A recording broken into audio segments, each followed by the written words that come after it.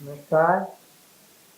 अभी चर्चा करेंगे इसी 1971 वर्ष में इसी नागपुर धर्म महाचक्र में मेरा जो गुरुदेव से प्रथम साक्षात्कार हुआ, व्यक्तिगत रूप से जो मेरी मुलाकात हुई, जिसे हम लोग पर्सनल कांटेक्ट कहते हैं सामान्य भाषा में, वह अद्भुत अविस्मरणीय घटना है मेरे जीवन की। वैसे तो उसके बाद भी कई बार बाबा ने, गुरुदेव ने मुझे अपनी हेतु की कृपा से अपने कमरे में व्यक्तिगत मौका दिया, चरण सेवा का मौका भी अनेकों बार दिया, परंतु यह जो प्रथम साक्षात्कार था वही पीसी कहलाता है या पर्सनल कांटेक्ट कहलाता है। बाकी पर्सनल कांटेक्ट तो सामान्य में गिना जाते हैं, पर वैसे वो भी अद्भुत रहे हैं, अविस्मरणीय रहे। तो इसमें हुआ क्या था? हर धर्म महाचक्र में बाबा आनंद मूर्ति जी अपने शिष्यों को व्यक्तिगत रूप से कुछ समय देते थे, और इस व्यक्तिगत मुलाकात में इस साक्षात्कार के दौरान वे क्या करते थे, इसके बारे में मैं 1970-71 में तो नहीं जानता था, परंतु बाद में मैं जो जाना, जो बाबा ने कई जगह बताया कि मैं पर्सनल कांटेक्ट में क्या करता हूँ, उससे मैं पहले बता देता हूँ, फिर मैं अपनी पर्सनल कांटेक्ट की स्मृतियां सुनाता। बाबा ने कहा कि मैं पर्सनल कांटेक्ट में क्या करता हूँ, उनके पिछले कई जन्मों के शुभ और अशुभ कर्मों को एक विहंगम दृष्टि डालता हूँ, और मैं देखता हूँ कि आने वाले कई जन्मों में उसे क्या करना है, और उनके उस अच्छे और बुरे कर्मों और कर्म फल को इस तरह से मैं सेट करता हूँ, रीसेट करता हूँ कि उसके अन्याय कर्म, गलत कर्मों का गलत फल भी उसकी प्रगति और समाज की प्रगति का कारण बन जाए। इस तरह से मैं उसे रीऑर्गेनाइज करता हूँ। मेरा यही मुख्य काम पर्सनल कांटेक्ट, पर साधक को कुछ समझ में नहीं आता। तो बात ऐसी है, अब हम जान रहे हैं, जैसा कि मैं 17 साल का बालक था और बाबा अपने निवास पर थे। रोज सुबह शाम जब भी समय मिलता था बाबा पर्सनल कांटेक्ट दिया करते थे, तो हम लोग लाइन में खड़े थे। सुबह सुबह की बात होगी, 9-10 बजे, और 10-15 लोगों की लाइन थी। सबकी लिस्ट दी गई थी। पर्सनल असिस्टेंट दादा आचार्य रामानंद दादा को बाबा से नाम का अप्रूवल हो गया था। हम लोग सब लाइन से खड़े थे। तो एक व्यक्ति जाता था बाबा के कमरे में, बाबा को साष्टांग प्रणाम करते थे, और प्रणाम करने के बाद बाबा उनसे कुछ बातें पूछते थे, कुछ बताते थे, और उसके बाद जब वो बाहर निकलते थे तो फिर दूसरा व्यक्ति जाता था, जाकर साष्टांग प्रणाम करना होता था, और उनसे कुछ पूछना नहीं है, जो बाबा पूछे उसी का जवाब देना है। तो हम लोग गए, मतलब एक व्यक्ति गए, 1 मिनट हुआ, 2 मिनट हुआ, उसके बाद वो निकले, फिर दूसरे गए। तो जो भी निकलता था उनकी आंखों में आंसू होते थे। तो दो को आंसू से आते देख के डर लगा, पता नहीं वहां पिटाई होती क्या, लोग रोते रोते क्यों बाहर आ रहे हैं। एक आशंका थी मन में कि ऐसा क्या होता है, कुछ पता नहीं चल रहा है, कुछ बोल भी नहीं रहा, बड़ा गंभीरता से चला गया। उसके बाद दूसरा आया, वो भी, तीसरा आया, वो भी चला गया। अब चौथी या पांचवी मेरी बारी थी। तो जैसे ही चौथा गया, उसके पीछे मैं था। चौथा जैसे ही भीतर गया, बाबा ने पता नहीं क्या पिए दादा से कहा कि पिए दादा बाहर आ, बोले कि मैं पांचवी में था। बोले सुनो इधर आओ, तुम लाइन के लास्ट में चले जाओ। लाइन के लास्ट में क्यों? मेरा नंबर आ गया अभी तो। नहीं, मैं कह रहा हूँ ना तुम लाइन के पीछे चले जाओ। मैं ठीक है दादा, क्या बात है। लाइन पीछे चला गया, खड़े हो गया। घर क्या हुआ, उसके बाद अगला 6वें नंबर वाला 5वें में आ गया। इस तरह से लोग बारी बारी से जाने लगे, और सब 1 मिनट से आधा मिनट के अंदर सब बाहर आ जाते थे। इस तरह से मेरे लास्ट में था, लास्ट बट वन तक 5-6 लोग थे, सब 4-5 मिनट में सबको बाबा पर्सनल कॉन्ट्रैक्ट निपटा दी। मतलब उनके पुस्तकालय पूरे हो गए। उसके बाद मैं अंतिम था, मैं अंदर गया, प्रणाम किया,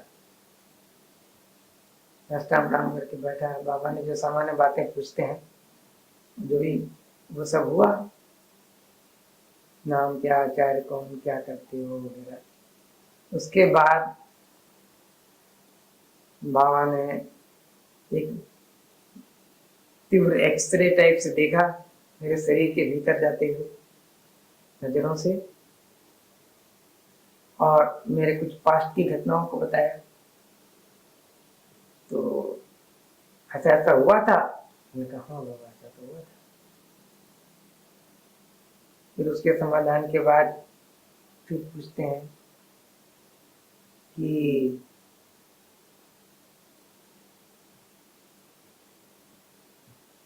एक्चुअली मेरे मन में, जैसा मैंने बताया कि यहाँ धर्म चक्र में ये इच्छा रहती थी कि बाबा चरण में कब तक भक्ति नहीं जगेगी।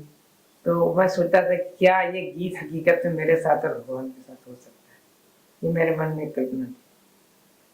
तो इसलिए सामान्य पूछताछ के बाद बाबा ने कहा अच्छा तो दोनों हाथ उठाओ, तुमने जो गलतियां की उसके लिए सजा मिलेगी।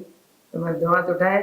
बाबा ने एक कैन होती थी करीब करीब 1.5 फीट की, वो उन्होंने उठाई, जोर से हवा में घुमाई, मुझे लगा जोर से पड़ेगी मेरे को। जोर से घुमा करके जब हाथ आया तेरे के पास तो बिल्कुल चींटी की तरह टच किया हल्के से। और बाबा, हाँ, और उसके बाद बाबा ने दोनों हाथ फैला दिए। अब बाबा परम कृपालु की मुद्रा में, और बहुत ऐसी आकर्षक मुस्कान, और हाथ करके ऐसे बुला रहे हैं, कम ऑन, मुंह से कुछ नहीं, जस्ट इशारा कर रहे हैं, आ जाओ आ जाओ।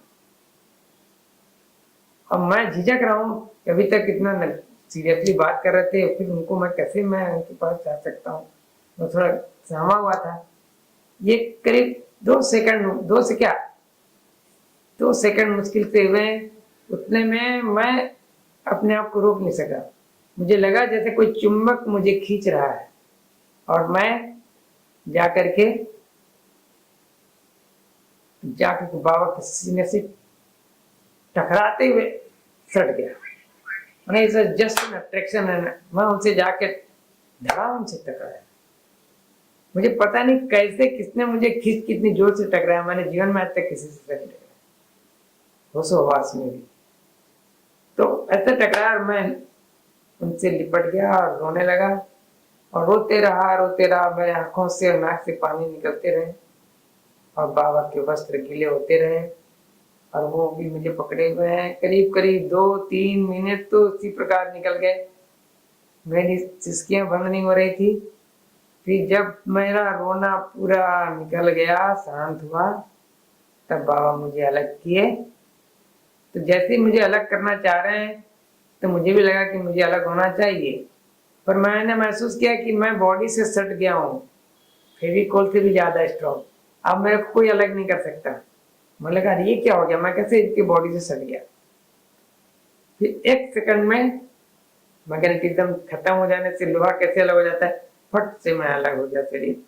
फिर बाबा मुझे अपने गोद में बिठाए, मेरे आंसुओं को पूछा, और फिर मुझे कहते हैं कि क्यों रो रहे हो, मैं तो हूँ तुम्हारे साथ। और फिर मेरे दोनों गालों में बाबा ने पट्टी ली, मैंने भी बाबा के एक गाल में चुमा लिया।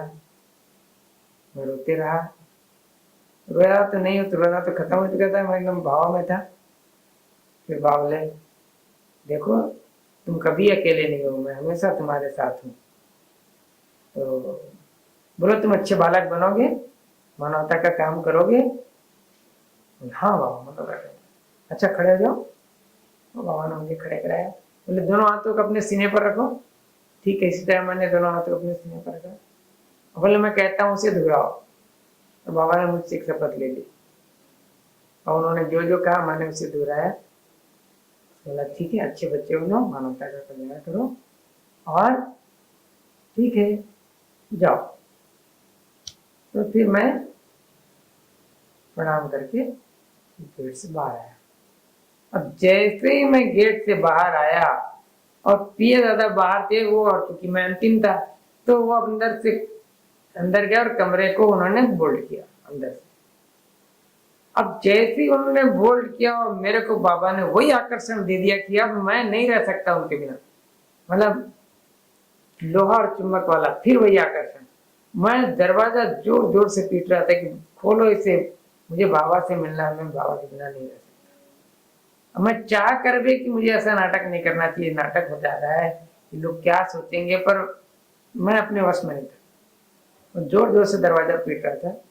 उधर बाबा को स्नान करना था, स्नान करके बाबा को ड्रेसअप होके इधर माँ चक्र के हॉल में जाके प्रवचन देना था, इसलिए बाबा बाथरूम में चले गए नहाने और मैं दरवाजा पीट रहा हूँ।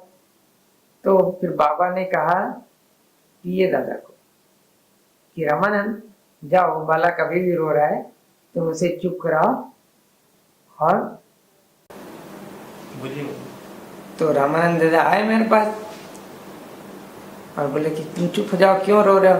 बोले नहीं मैं नहीं रह सकता, मुझे बाबा के पास मिलने दो, बाबा के पास मिलने। वो लाख उपाय किए, मेरे पास एक ही शब्द था, मुझे मिलना है। तो उनको कुछ दिमाग में नहीं आया, अंत में उनको एक विचार आया, ठीक है तुम बैठ जाओ, बैठ के साधना करो, हम बाबा से मिलाते हैं, तुम बैठो ना तब तक साधना करो। मुझे साधना करने के लिए बिठा दिया। फिर उनको बाबा को अटेंड करना था, उनके कपड़े देना, नहलाना धुलाना, सारी व्यवस्था करनी थी, तो वो चले गए। अब मैं थोड़ी देर साधना करते करते करते शांत हो गया।